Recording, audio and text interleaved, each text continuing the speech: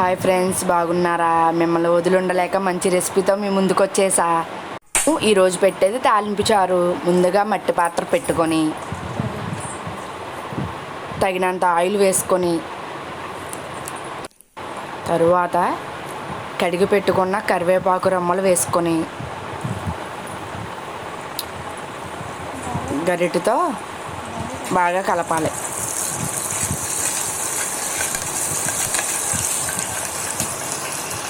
తరువాత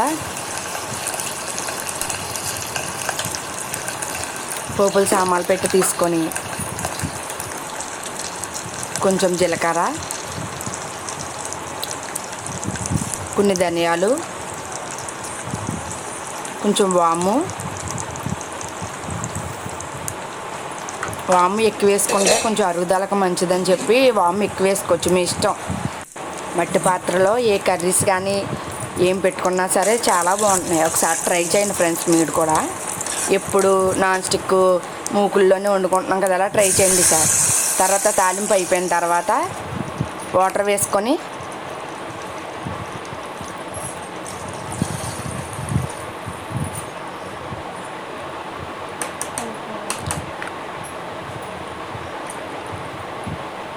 తర్వాత పసుపు,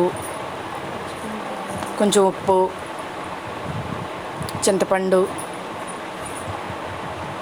బెల్లం చారు చాలా బాగుంటుంది ఫ్రెండ్స్.